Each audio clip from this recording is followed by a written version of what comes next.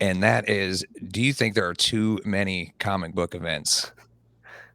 This is a thought. And now bear with me here. I've got some logic behind this.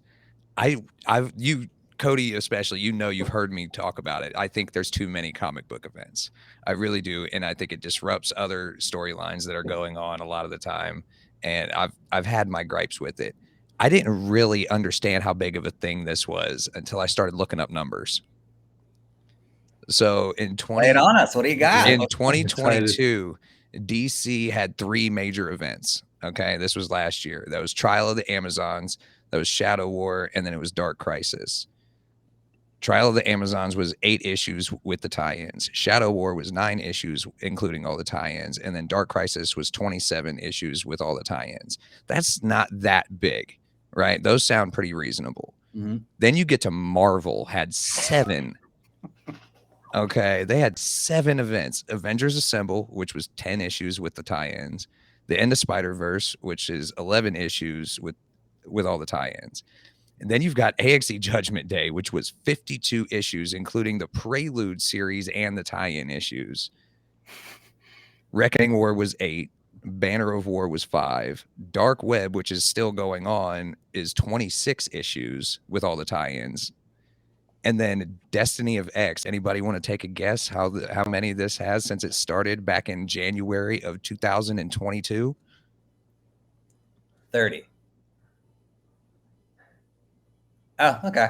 Wow. I think 130 issues in counting. Oh, I thought you were saying 1. No, I was saying more. That by a lot. And then no, it's 130. Wow. 130 issues with the Prelude series, all the one-shots, all the tie-ins, and it's still technically going. JJ, I think you might have even, I don't know. It all blends That feels together. like too much. Together. But I think he might have even forgot an event, a Marvel event. I think Devil's Reign was last year, right? And that was I think like Devil's Reign started at the end of 2021. Gotcha. Yeah. So I think that's why it wasn't on the numbers that I saw for 2022. No, I mean I get you. That's just crazy though. those so again, I will ask: do you guys think that there are too many comic book events these days? I mean, is it even a question at this point after you went through that whole? Yeah, I think so. I think it depends on like what you, so like to me, right? If there's an event for a series that you're reading and it kind of fits in and it doesn't disrupt anything else that's going on, essentially it's like an arc, you know what I mean? Right. But then you get into the issue, like you said, where you bring in all the tie-ins and you got the Prelude That's what issue. I'm more talking about. These giant crossover events that just seem to disrupt everything that goes on around them. Right, because a story is going along and it's like, okay, now we have to. The classic example, and this really kind of bugged me, when I started reading the Nightwing series by Tom Taylor. There was like the Fear State event that was going on. And that was going to be my next example. That derailed everything else that was going on. Yeah, so 100%. That's like the example I point to where it's, Tom Taylor's doing his thing. He's writing a great Nightwing run. And then you have Bruno Redondo doing insanely good art. And then all of a sudden it just gets derailed because, Dick Grayson has to go all the way back to Gotham to do the Fear State stuff. I think it's only maybe, 2 or 3 issues. I can't remember. But yeah, it's like such a jolt to the system when you're reading it. Like, it's just it just completely... There was no transitional material there. Yeah, because then right when it's over, he's back in Bloodhaven doing his thing, continuing with the run. So it's like, why? Almost like Fear State didn't happen. Like, it was weird. Right. Yeah. I mean, I think to your question, there is too many. I don't think anyone would disagree. It's just, like. Oh, I got some comments to share that were disagreements. So right here, Bumpkins, okay, well, he agrees with us. They need to go back to one big event every summer. And nothing else. Yeah, which would be a lot easier to deal with, especially as a newer reader. Right, you like, just got it's so hard to get into stuff as it is, and they just, put out these massive things, and then they change the titles of stuff and renumber everything. Right. And then we've got Comic Crumbs right here. He's like, they're good if they're well planned, and span their respective universes with Otherwise, a cash continuity. grab. Yep. Otherwise, it seems like a cash grab. I mean, that's what it is, money, right? Like you're doing Yeah. these events, hoping people will jump in. And I think, we talked about the 90s. I think that's kind of where they started to take off. You know, we had, I mean, I remember the crowning achievement was the Death of Superman and Breaking of Batman. You had the preludes, you had like the Sword of Azrael and his like run, the origin, Vengeance of Bane. Then you had the breaking, and then you had, you know, the night, it was Nightfall, and there was, you know, and then you had with Superman, you had all the follow-up series and the Funeral for a Friend, and yeah, it's a cash grab. I mean, I can't imagine. I mean, I wasn't around. I know you guys definitely weren't around. Like, or like the cool, like I mean, Secret Wars, the original was in the 80s, right? It was 83, 84? Early 80s, I think so, yeah. Yeah, I mean, I can't imagine how cool that would have been to you know, wait all year and then have one big Right. It's 8 parts. You know, it's huge. You meet a new character. There's so many cool things that come out of it. And then here on YouTube, we've got another opinion coming in from Rome's Guide, another buddy of ours over at Crossover. He says crossovers are really overrated back. Yeah, overrated back. They would do one a year, kind of like you were just talking about. That's when they matter the less and more better. Yeah, they shake it up. Like it's got to be an event where it actually means something and changes up everything. So like, you know, you brought up the example of Dark Crisis, right? And then it got revealed that it was actually, you know, Dark Crisis on Infinite Earths, right? The sequel, the follow-up to Crisis on Infinite Earths. And, you know, the whole time I'm reading it, I'm a DC guy, right? So I got all the tie-ins. And as soon as it's over, I don't want to spoil it. I guess I don't know if anybody watching it is trying to keep up to date, but you know, the whole thing is that the Justice League dies at the start of the event or leading up to the event, and then they're just alive at the very end, and it goes on like nothing ever happened. I guess that, you know, their whole point was they're kind of bringing back the idea of like infinite, you know, multiverses and all that stuff, like bringing everything. It's kind of like a retcon and just bringing everything back. It was kind of the purpose for it. But it's just, I mean, you're going to kill all these characters and then literally just bring them back. I think even in like the second issue, they say like, oh, I don't think the characters are dead. Like they're just in a pocket universe or something. Exactly. In Pariah's pocket universe or whatever. I can't remember which issue that was. But bro, I was so confused going into the beginning of that run because especially like I hadn't been reading a lot of DC up to that point, and people were like, oh, this is where a new run starts. You could jump right in right here. I'm like, cool. I read that first issue and I'm like, what in the hell's going on? Like, why is Pariah so powerful all of a sudden? Like, I was so lost. Well, so the problem, JJ, is you didn't read it sounds like you didn't read Justice League Incarnate, which was a series that led up right before that. But there was also another series right before that, which I forgot, Infinite Frontier, I think. So if you didn't which read was 14, going on at the same time as Fear State and Future State. I think that might be right, actually. All three of those events in DC were going on at the same time at one point during like the late 2021. Yeah. And that also is, again, I think we talk about, you know, when you talk about toxic like fandom and stuff like that, you always talk about the thing of gatekeeping, right? Mm-hmm. That's an organic way of gatekeeping. Like it's hard to enter. That's almost the company gatekeeping to new people. Because it's just too much, right? Like, I mean, I think we talk about the MCU, and not to veer off comics at all, but we talk about the MCU and like what's happening now is it's expanding, you know, onto shows, and DC's obviously has their plan now.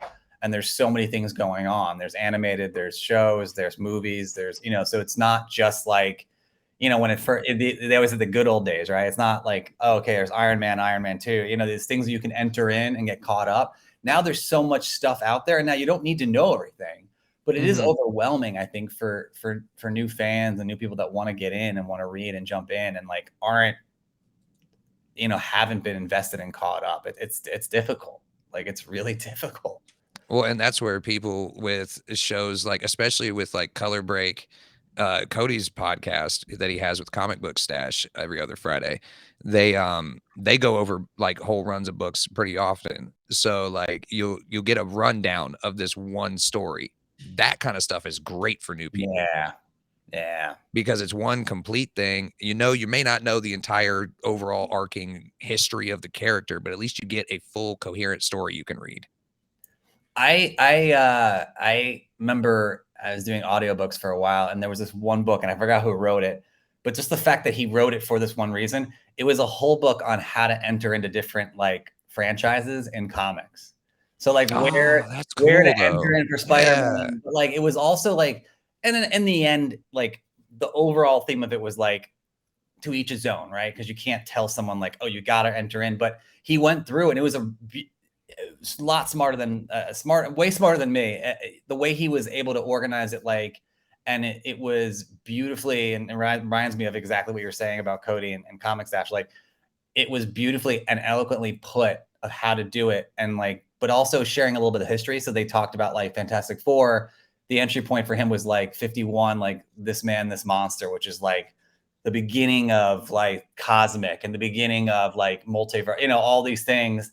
And so, but the fact that, again, the fact that a book is written on this of like how you should enter these things. That shows the need for that, though. The fact that somebody felt like they needed to write that, like that shows that there is, there's not an easy way into some of these hobbies. And he said, don't do it chronologically. That's all I'll say. No, you'll never catch up. I have two minds about this, right? Like I think there's never a perfect place to start, right? Mhm. It's like you guys are saying, it's really tough. There are good places to start, but yeah, the perfect place to start is just going to be off in the distance. You'll never be able to grab it. So I think spinning out of these events, right? So like coming out of Dark Crisis, now it's like the dawn of DCU or whatever. So I think now is like a good time for people to jump on. But to you guys' point, I mean, how long before they do it all again? Exactly. Come April or May when the DC does its other event, and then yeah, it's going to shake things up again. Yeah, I don't know.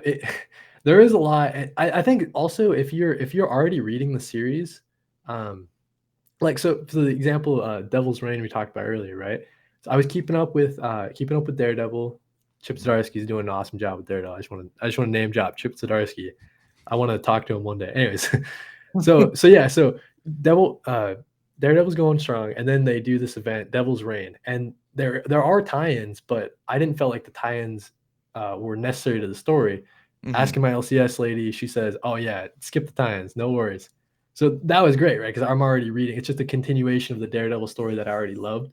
There are smart ways you can do it. I think a good tie-in.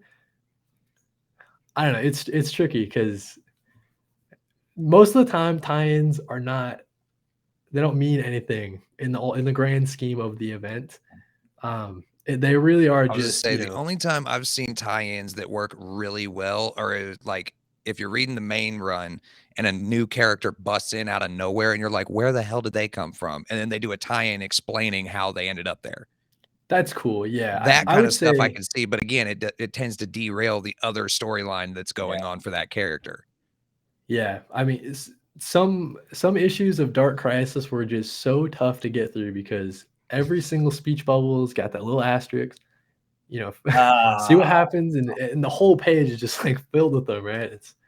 It's pretty rough. It's definitely pretty rough. And the fact that you have to have a table of contents on every other page means that your event is too convoluted. Oh, dude, the classic, right? It's like your event, and then you got the one page, and it's a checklist, and there's like, make sure you get all. And it's to have got the like complete 15, story. just like 25 different issues on it, and they're all from different series. And it's like, what is going on? So it's so weird, right? It's definitely a balancing act that they have to do. So to your point, right? So you brought up Avengers, X-Men, Eternal Acts, right? Yeah, Judgment Day. I didn't read Judgment Day, but I've heard it's actually pretty good, and I've heard that the tie-ins for that are actually, some of them are pretty good. And that's what I've heard. But again, 52 issues in one event. That's a lot to read, man, for anybody. No, for sure. 100%. Especially if you've got like 20 other series that you like that are going on and you're going to take all your time up just reading that one event. Yep. I think that's why more and more we're seeing people like really gravitate towards one character. Mm-hmm.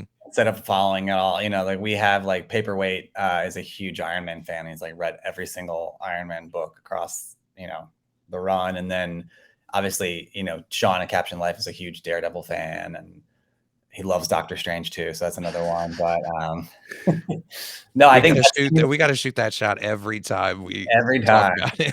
Every time. He's gonna love C2E2. But yeah, so I mean, again, we had another person, Juan Reeds. He doesn't care. He likes all the extra covers. So there's that aspect too, where you get most events come with a lot of variant covers. Yeah. Yeah. They want you to double up, right? They want you to get the A cover, the B cover, and the C cover. Then you have the retailer incentive cover. So it's like, well, and besides the incentive covers, then you've got the shop exclusives and the convention exclusives and the blank covers, and you know, I mean, the list goes on. The virgin covers. And I mean, it's funny, like I will say, like Bumpkins did who commented earlier, did a really great because I actually didn't know, like coming back into comics, like I didn't know what retailer incentive covers were. You know, I knew what variant covers were, but it's a lot, right? And I didn't know it's like every 100 you order, you get, you know, get one. Yeah, they got like 125s, they got one in 50s, one in hundreds, one in the thousands. There's all kinds of them now. And so he really kind of distilled it down in a really good way, so you can understand what it was in a video. I appreciated that kind of stuff because otherwise it's just it's like trying to find your way in the dark without a flashlight, man. Like you don't know where to start or where to turn or when you're gonna hit a wall or yeah. It's almost like for like new readers, like you have to start reading comics in like January. Like if you right, you miss out when all the news runs start. Right, like after the event, after the events after the event of the summer, right? And then you starts winding down January and your runs start up. So that might be like the best time. But man, if you're in like August, that's rough. That's rough for a new reader for sure. Yeah, you're either mid main event of the year or at the very end of one. Neither of which is conducive to knowing what the heck's going on. Yeah. It's almost like you need a guide. Yeah. A beginner's guide. I know I need to start breaking down the beginner's guides by like more than just a random character. I don't know. I need to find a new way to start doing that because everybody also wants to know different stuff as far as a quote unquote beginner's guide too. Well, I think, you know, the whole topic we're talking about, maybe there's I think would be interesting is a beginner's guide in events, right? Like, you know, whether it's a crossover event or a major, you know, world event or universe event, that's interesting. You know, I reread Secret Wars because of the movies, and I did the same thing. I think we talked about this a couple weeks ago, but I did the same thing when Infinity War was announced years ago. I reread, you know, the Infinity Gauntlet, Infinity War, you know, sagas, and it was super interesting and just kind of nice to kind of go throwback to like, you know, your childhood and remember those things. And so they can be fun. You just have to kind of pick your battles of which one you're going to pick up and read and which one you're going to be like, all right, no. Right.